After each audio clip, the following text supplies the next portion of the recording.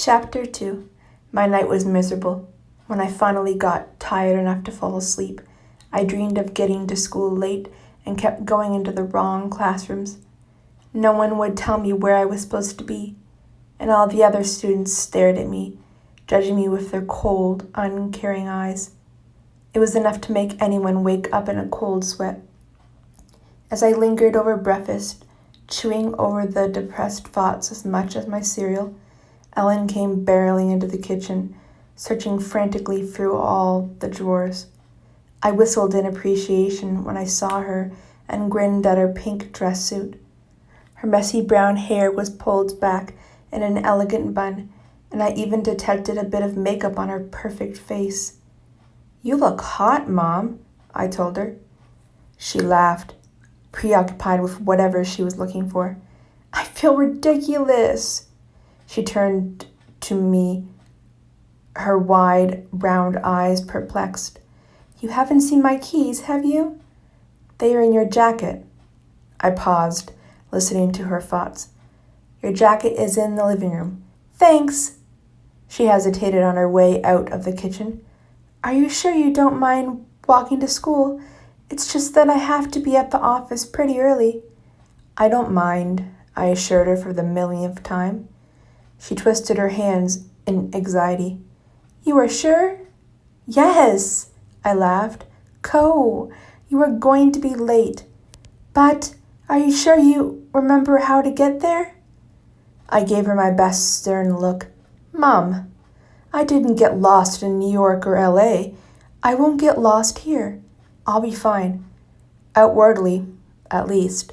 She smiled and not deceived in the slightest, and gave me wishes for a good first day before rushing out of the house.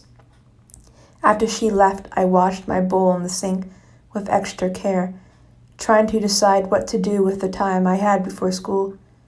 I didn't want to sit around the house waiting for it to be my time to go. I didn't want to be late and have my nightmare become a reality, but I didn't want to get to school too early either.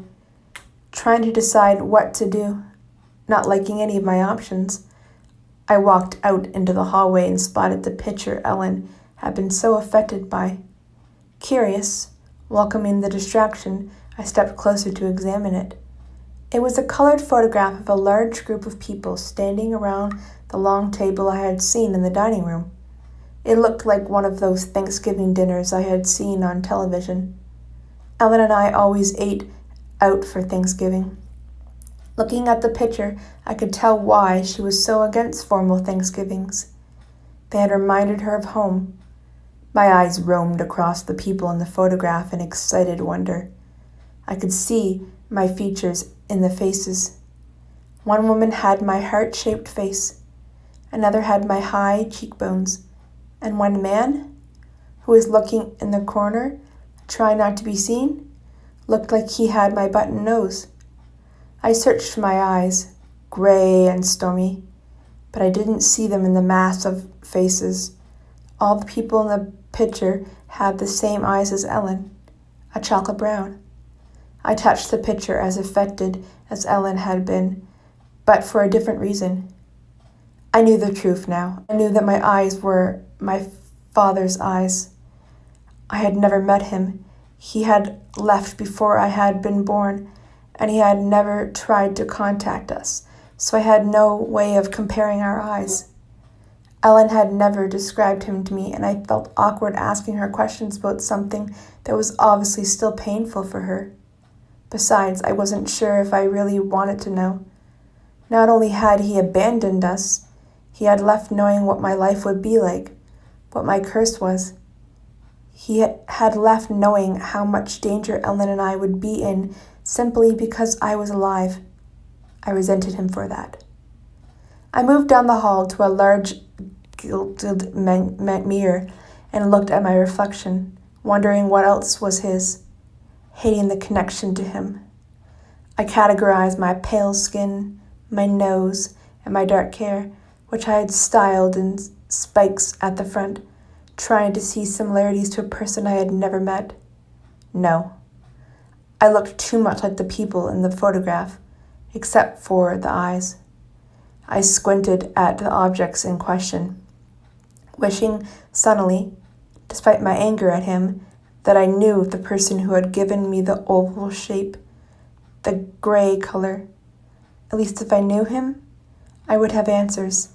I would know more than I knew now. I turned away from the mirror and the picture, which I now understood was my mother's family, my family, and went upstairs to get my school things, concluding that whatever the day of school threw at me, it wouldn't be worse than hating my own father for abandoning me, and in turn, hating that part of me that was his. The light was dull over the purplish-blue horizon, casting everything into long shadows as I walked into the wind. I wrapped my jacket tighter as I stepped off the porch, wishing for the warmth of Savannah, our latest stopover. Even in the dim light from the rising sun, I could tell that there wasn't a cloud in the sky. It was strange, so different from the boiling storm of yesterday. I turned off our street, shivering slightly from the wind as I dwelt on my father. I couldn't stop thinking about what else was his. Did I act like him? I knew I didn't act like Ellen. She was too carefree, too emotional, and more organic in her actions than I was. I thought too much. I internalized too much. I rounded the corner onto the main street through town, which coincidentally enough was called Main Street, and the stately houses faded abruptly into the brick buildings that made up downtown. The shops were dark and silent, the streets empty save for the occasional car, my thoughts as dark as the morning. I trudged up a heavy hill in search of the school. Couldn't he at least have shown up once to explain the things Ellen couldn't? Couldn't he have written me a note to tell me why I was a freak, or explain why he had left? Couldn't he have explained why he let me be born? Couldn't he have told me one thing? I groaned on my lip, my temper starting to rise a little. Why was that too much to ask? Spotting a large, obvious sign on the crest of another hill that read, King's Cross High School. Go Saints! I bumped back down to earth. I pushed the anger aside for the moment as the irony of that sign hit me. Saints? Of what? Chuckling sarcastically, I looked across the short, sloping lawn to the large trees, which flanked either side of the brick buildings, then to the school itself. The main building, the largest of the three buildings, was huge, its facade stately and positively reeking with sovereign charm. Large white columns, which were spaced at regular intervals, beckoned unwitting students inside. Resigned to my fate, the feeling of martyrdom settling into my gut, I walked up the grassy slope and crossed the lawn. I shoved the large door open with an unhappy grunt and looked around the oppressive uniform and deserted corridor. I was instantly unsure of where to go, my dream haunting my footsteps. Luckily, I saw the sign. As I followed bold arrows to the main office, I wondered idly why a school this size had signs while my last school, which was 3 times bigger, hadn't. I stopped when the arrows ran out at a small, cluttered office with a glass door and glass windows. A large young woman with curly black hair was at the large counter, which cut the room in half. Before I could open the door, I heard a muffled sound through the glass. Hearing people's thoughts was new to me, but I had learned the hard way that when I heard a person's thoughts outside of a room, it meant that person was loud and obnoxious. I took a deep breath before opening the door, steeling myself for the onslaught. She looked up from the papers she was going through as I stepped inside, and I saw her expression transform from boredom to curiosity. What in the world is she wearing on her head? Oh, goodness, That's her hair, I heard. Can I help you, dear? Her voice was light and nasal, echoing the sound of her thoughts. Yeah. I need a comb, so I can make sure you are happy with my hair. My name is Claire Michaels. Oh, God, that's Ellen's daughter. They don't look a bit alike. Well, a little in the shape of the face. I wonder who the father is. It serves her right for getting knocked up. Tramp. I can't believe I was ever jealous of her. None of this showed on her face. Of course, she said. Her smile became fixed as she smoothed her blue jean jumper. How's your mother? I went to school with her, you know. If you could call hating someone with a fiery passion going to school with them. She tacked on spitefully. She looked down and started searching through a pile of papers on the counter. She's really great, I answered. Amazing, even. Good. She grabbed a set of papers from the bottom of the pile and handed them to me. Here's your schedule. The rooms are listed next to the corresponding class. But if you have any trouble finding anything, just ask one of the teachers. I nodded, knowing even if I didn't have a clue where I was going, I wouldn't ask. She pointed to another paper in the stack she just handed me. Make sure you get all your teachers to sign this for attendance purposes and bring it back to me at the end of the day. She rattled the 3 other papers in my hands. And these are for your mom to sign. Okay, thanks. I turned to leave, wanting to get away from her nasty thoughts with my mom and her eyes, which were watching my every movement, but she stopped me. Tell your mom, Heather Thomas. False little giggle. Heather Smith says hi, she said in a sweet tone that didn't quite match the look on her face. Oh, I cannot wait to tell everyone what this one looks like. No one will believe it. I hope she tells them about my name change. She'll be so jealous that I got married to an ex-boyfriend of hers, no less. I will, I replied. Have a good day, she called as I slipped out the door and out of her line of sight. Ha! I found a small bench hidden by a recessed wall and sat so I could go over my schedule without being bothered by anyone, especially an overly jealous Heather Smith, or Thomas, or whatever. Trying to clear her nasty thoughts from my head, I noticed my first class was gym. Irritation swirled up around the gloomy feelings. I wasn't sure what imbecile thought of forcing people into gym class first thing in the morning, but whoever it was, they were satanic. Or they had a profound hatred of teenagers, or both. Not that I mind exercise. It was just the idea of having to exercise at 8 in the morning in those stupid clothes they called a uniform. It was torture. Disgusted, I leaned my head back and closed my eyes, trying not to think about the coming hours, but feeling that having gym first thing was a bad omen. Finally, when I felt more composed, which meant not like my brain was going to explode, I got up and made my way to the back of the building where, logically, I figured the gym would be. The halls had filled up of gossiping students during my sojourn on the bench. Kids crowded the halls as they talked to their friends.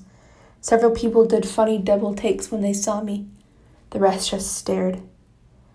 Silvers of excited thought ghosted after me as I searched for the gym, pounding into my brain like tiny and annoying hammers. I turned around when the hall ended, thinking I might have passed the gym at some point.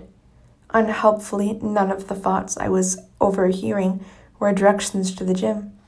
Where were the magical signs when you needed them most? Hey! A voice called in a pleasant song-like voice. I turned at the sound and spotted a girl who was leaning against the white wall as if she'd been there forever, smiling knowingly. I looked her over curiously. She was shorter than I was, but still tall, 5'6", to my 6 feet. Skinny, yet very curvy. She reminded me of pictures I'd seen of Marilyn Monroe, complete with the short, curly blonde hair, which framed her round face. "You were lost, aren't you?" she asked, laughter in her voice. "Yep," I admitted. I listened for a moment, but her thoughts were quiet and hard to hear over the excited buzz I was being subjected to. She laughed softly and held out her hand to me. "I'm Alex Lawson." I shook her hand, feeling strangely at ease. Maybe it was because her face was so open and friendly. Or maybe it was because she wasn't staring at me like I'd invented humanity. "And you must be Claire," she said confidently. "Must I?" I asked. "If you want to be," she said. "I suppose. I'm Sam Lawson's daughter, you know. The lawyer your mom is working for. She seems cool. Dad did say that Ellen was nice. I bet they are a lot alike." Ah, there she was. "Nice to meet you," I said. "I didn't realize he had a daughter," I tacked on, wondering why Ellen hadn't mentioned her. She had definitely mentioned Sam. A lot. "Yeah, he keeps me in the basement most days," she joked. I laughed, liking her humor. Smiling back, she asked, "What class are you looking for? Gym?" She grabbed my arm, hooking her hand from my elbow with a natural, friendly gesture. "I'll show you where it is." She steered me down the hallway, maneuvering us between gaggles of gossiping people who turned to stare again as we passed. As we walked, her body steering mine gently, she said, "Dad tells me that you are from Savannah. I'm from Atlanta originally. We moved back a couple of years ago. My dad missed the country life too much." She made a funny face. At least that was his excuse. I think he just hated the Atlanta traffic. No wonder she was being so nice. She understood what it felt like to be the newcomer to this tiny town and quite possibly how it felt to be dragged here against her will. "Yeah? Yep. Have you ever been?" I laughed dryly. I don't think there's a major city in the United States I haven't been to, or, the very least, driven through. She smiled and started talking about the school and classes, giving me pointers, knowing that I would appreciate them, not prying into my history. I was grateful. I didn't feel up to explaining my gypsy nature quite yet. It was too early. Her bubbling voice talked us all the way through one set of doors, out the back of the building, through a covered walkway, to another set of large doors. At the second set of doors, she stopped and released my arm. "Well, here it is." "Thanks." She paused thoughtfully. "Don't take today too seriously. It'll be better tomorrow." Surprised by her advice, I smiled. She smiled again, her dimples flashing into life. "Good luck!" With a wave, she turned back the way we had come, a natural bounce in her step. I watched her walk away, impressed by her generosity. A part of me skeptical by her motives. Too many false friends and liars in my past had me thinking her motives were not entirely genuine. Before she disappeared, I heard a final thought. I hope she knows what's in store for her today. I did, too. Pushing the massive metal door open, I saw the gym, which looked like every high school gym I had ever seen. Bright, open, and strangely ominous. The teacher, a middle-aged man who had the look of someone muscular gone to seed, stood in the middle of the floor, tying up what appeared to be mesh for tennis courts. His moon face let me know that he had spent years indulging in both food and alcohol. Round, bloodshot eyes, the color of mud, looked at me dully. My first impression was of a very massive pig wearing a wig. I went to him, trying to get visions of Miss Piggy out of my head, and gave him my name and the form for him to sign. He gaped at me, and I heard, "No one said she was one of those punk chicks. Damn, I need a drink. I think I'll sneak one in at lunch. Donna would never have to know, unless she catches me again. He took the paper I was offering him and signed it with a sigh, longing for the bottle he had tucked away in his desk. He gave the form back to me and, in a tired, hopeless voice, pointed out where everything was. Mumbling to himself, he shuffled away to find me a uniform to change into. I watched him go, pity flooding my stomach as the thought that he had given up on life, on himself, a long time ago, permitted by my brain. When he came back, I took the uniform he offered me and went to the girls' locker room without comment. I changed slowly, not wanting to go back out where the other kids had already gathered on the bleachers, talking and chattering with frightful teenage normalcy. Finally, feeling that I had stalled long enough, I stuffed my clothes and bag in a spare locker and walked out, dragging my feet every inch of the way. As I crossed the floor, scanning the bleachers for a place to sit, I noticed things about the group for the first time. Most of the class of 14 or so was gathered around 4 figures. It was obvious from the seating arrangement that the 4 teenagers in the middle were members of the popular crowd. The 4 consisted of 2 boys and 2 girls. The girls were pretty in the typical cookie-cutter way. One girl was blonde and lanky with high cheekbones and a pixie nose. The other girl was brunette and very petite, almost diminutive, and had similar bone structures in her face. The boys differed wildly. While one fit the ideal of typical, the other looked far from garden variety.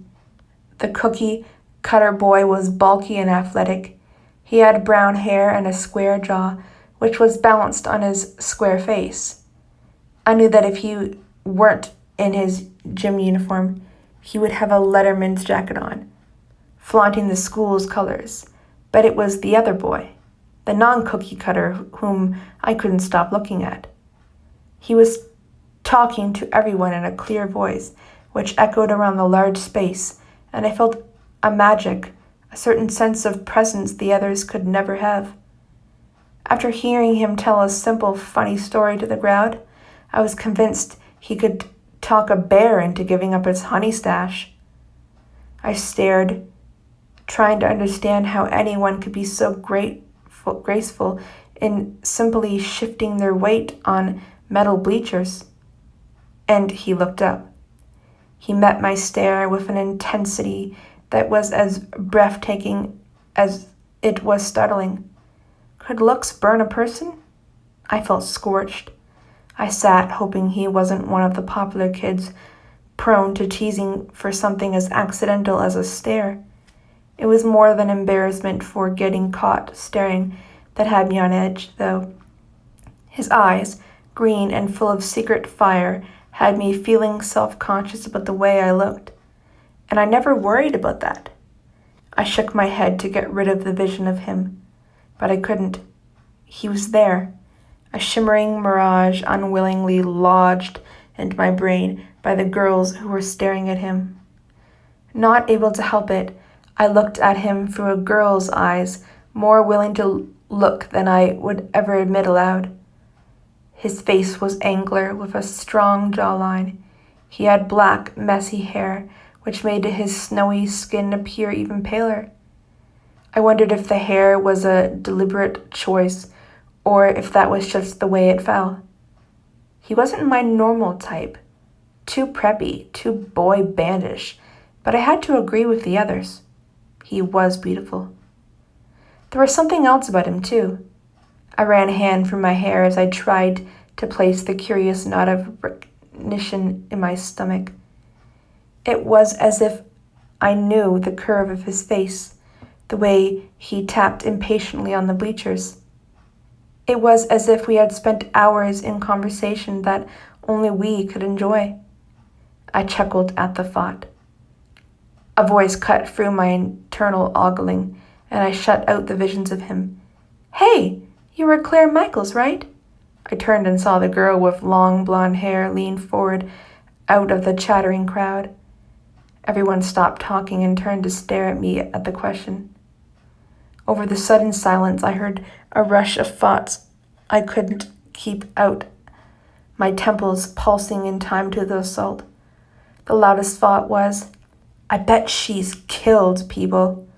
Just look at her. Mom says that she's lived all over the world. I bet she's seen a lot. I bet she's done a lot. I bet everyone would be jealous if she were my friend. It would give me an edge over the rest. And I could totally pay back Michelle for thinking she's better because her family owns half the town. Take her down a notch. Last time I checked, I am, I said, knowing those thoughts had been the blonde girl's. They matched her voice. I'm Jennifer. I looked away to keep from laughing. Just once, I'd like to meet someone who looked like her name, Virginia or Eveline. Hi, Jennifer, I said. Why don't you sit up here with us? She invited, patting the bleacher next to her in a way that turned the question into a command. The boys, who were sitting to her left, shifted over to give me room, already figuring I wouldn't say no. I looked at them for a second, wondering if I was being set up. It would be true to form. I struggled and moved to sit next to the bulky brown-haired boy, not caring if it was a setup. I'd lived through worse, and if I got this one out of the way now, they'd leave me alone later. It was better this way. There was another surge of thought as I sat down. She's hot, despite her hair. I bet she's been around. I wonder if she's into football players. My aunt knew her mom. I bet I could use that to get her to talk to me. She's so cool. I want a nose ring. Everyone was excited about her. I wonder if she really lived in China. I guess it really is true that the children pay for the sin of the parents. Startled, I tried to follow that last thought to its owner. I couldn't be sure under the divulge, but it felt as if it was coming from a girl sitting outside the group. Everyone else's eyes, while judgmental, were excited and curious. Hers were cold and distant, an impenetrable barrier of hardened emotions. I shivered and turned away, wondering if she really knew how true that thought was. This is Mark Sheldon. Jennifer pointed to the bulky boy next to me as soon as I was seated. He winked slyly. This is Michelle King. She pointed to the girl on her other side, who nodded at me. And that's Daniel Adams. Mark leaned back so I could follow Jennifer's finger, which was pointing directly at Mr. Popularity. His eyes, which had been on the same girl I had been looking at, came back to mine, and I saw they were cold as well, but it was a different kind. It was kept there to hide a raging, burning fire within. He nodded once and flicked his eyes away toward the locker rooms, already bored with introductions. No one else from the group seemed to merit an introduction as, in a voice laced with excitement, Jennifer started prying me with questions. Where I was from, how I liked King's Cross so far, where I went to school before, what kinds of things I was interested in. The rest of my new classmates listened with fascinated wonder. Even the kids who were sitting a little farther from the group, obviously not part of the popular crowd, were quiet as they listened to this strange exchange.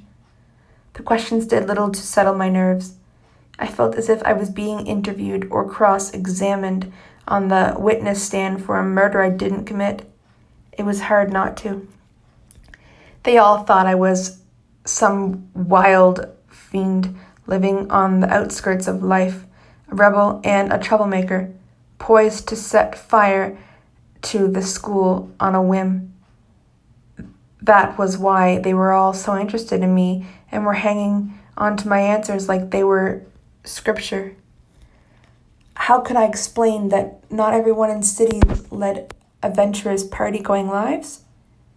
How could I explain that not everyone who looks punk is punk?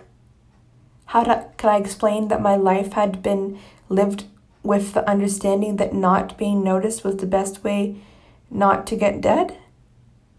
How could I take away years of prejudice in one morning? It didn't matter. I would let them think what they wanted. It didn't mean they knew what or who I was. Mr. Henley ambled out of his office and cut short the 20 questions with a blow from his oversized orange whistle. He called the roll and told us we would be playing tennis again. They had been playing it for a while, and that we should find partners to play against. I wasn't shocked when my new acquaintances all had partners in seconds, leaving me to myself on the bleachers. Typical. Their interest in me only stretched as far as the entertainment I could provide them. At least it was something familiar in a day that already felt unfamiliar and foreign. Mr. Henley noticed me as I watched the bustle of humanity below and ambled over. "No partner, eh?" he asked, scratching his greasy brown hair. He looked over and his moon face turned sly. "Well, you can play against Daniel then. You don't mind, do you, Daniel?" "Sorry, kid." I looked over, wondering why Mr. Popularity hadn't partnered with Mark, who was obviously his friend. I hadn't noticed in the bustle of activity that Mark had partnered with another athletic type who shared his mental capacity of none. Daniel sighed audibly at the request, but when he answered, his tone was polite. "Of course not, Coach. I'd be happy to." I rolled my eyes at his hypocrisy and watched him descend to the floor, wishing I could sit the class out. He moved past me noiselessly, as if he was walking on air rather than hard metal, his face impassive.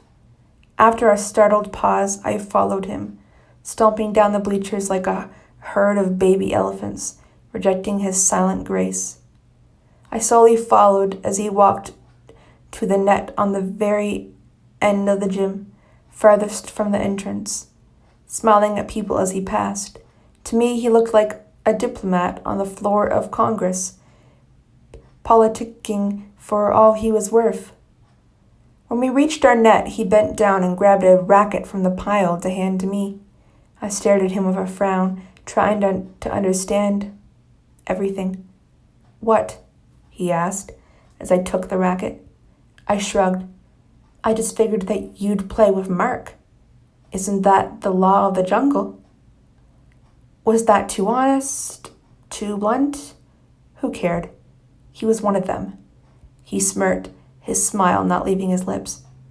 "No one will play with me, not even Mark. One too many lost games." "What's that supposed to mean?" I asked, twirling the racket in my hands absently. "Not all jungles are the same." It was my turn to smirk. "Yeah, right." He walked around to the other side of the small court, winking at Jennifer and Michelle as he went. I set my stance, my temper flaring at the wink. I couldn't tell for sure, but something about his tone and his actions had me thinking that he was being insincere. If there was one thing in this world that made me angry, it was posturing. And his insincerity went beyond the normal teenage posturing I was used to, which just irritated me worse. I suddenly wanted to teach him a lesson. Daniel bounced the ball on the floor once, and even over the sounds of people yelling and playing their own games, I could hear it hit. It was like an avalanche, or the beginning of something else. "Are you ready?" he asked. "Are you?" I retorted. He planted his feet and smirked again, the cold in his eyes unwavering. For once, I was glad Ellen had thrown me into too many clubs to count over the years, in the hope I would find a niche, that I would fit in somewhere, anywhere. A desperate attempt at normalcy I knew would never work, but it served its own purpose. How was he to know that I had helped my school to state finals in tennis last year? I smiled ruefully. That was before I had been asked to quit the team. Most of them had started treating me like a second-class citizen when I, The freak loner started winning all our practice matches. I had retaliated in admittedly juvenile ways, like the spiders in the captain's locker. My attempts to expose her to the insects of savannah hadn't been appreciated by the coach. Daniel nodded once in acknowledgement of my ready state and hit the ball in my direction. His serve was fast, surprising me, but I managed to hit it back to him with a swift backhand. His eyes widened in shock as he hit the ball back to me in reflex. The shock quickly melted into confusion as I slammed the ball back with a clean, well-aimed hit. I smirked at him, satisfied I had managed to knock him off his carefully balanced platform, my competitive nature helping me feel as if I had just won something. Our eyes met across the court in a challenge. The expression on my face gave away my emotions. His eyes narrowed dangerously at my smirk, and his own competitive glint sprung up in the coolness of his green eyes. He delivered another blistering hit, which hurt my wrist to return, but it wasn't enough to stop me. Hit, return, hit, return. The rest of the room dropped away as I focused on our game, needing every ounce of concentration I possessed. I'd never played against someone this good, not even the girls at state. He had skill. His eyes stayed narrowed in concentration, his swings getting progressively harder and faster as he tested my limits and searched for a weakness. I was in a similar state of concentration, though I was certain I was more determined to win. Hit, return, hit, return. Despite my wrist hurting from his serves and knowing that I might just be outclassed, I wasn't about to lose to him. I would break my wrist before I lost. I felt that if I won, I would prove something to him, to me, to this whole stinking town. It would be proof that I could control something in my life, that this place would be a new beginning. Hit, return, hit, return. 20 minutes later, drenched in sweat from our intense game, I managed to surprise him. He sent the ball my way again, the glint in his cool eyes different now, like his shock had been replaced by enjoyment. I hit the ball back with all the force I could muster, a small, embarrassing yell escaping me. The ball slammed into the floor just out of his long reach, then rolled beyond him, only stopping when it hit the white gym wall. It was the only point of the game. There was a second of silence while I stood with my hands on my hips, panting like a dog. Then whistles and cries of shock from the others echoed around the large space. Everyone had stopped their own games to watch us play. Even Mr. Henley's pig eyes were fixed on us in astonishment. I turned to Daniel to see what his reaction would be to our audience witnessing his defeat. What had been the big deal? Why no one play against him? He was fast with his returns, but not untowardly. I caught everything he'd sent me at least. The bell rang, signaling the end of the period. As I stared at him, everyone moved in the direction of the locker rooms, talking excitedly about our game, but I didn't. Daniel's eyes were locked on mine with that same burning intensity. Only now his eyes were filled with curiosity and amazement rather than a cool distance. The fire was no longer checked. Those eyes trapped me, locking my muscles, and my curiosity raged out of control again. As I watched his bright eyes, suddenly the only thing that existed for me flashed an eerie black color. In the next instant, they flashed back to green. My first rational instinct was to think I'd imagined it, but all the hair on my neck was inexplicably standing on end. My eyes searched his in wonder, fascination, and fear. How had he done that? I opened my eyes to ask the questions burning on my tongue, my curiosity showing on my face. His expression hardened as I did, and he turned away. Ignoring me completely, he started talking to Michelle and Jennifer as they passed him on their way to the locker rooms. I watched him go, noticing that his long legs covered the distance quickly. Next to the two girls, he looked even more graceful than before. What had just happened?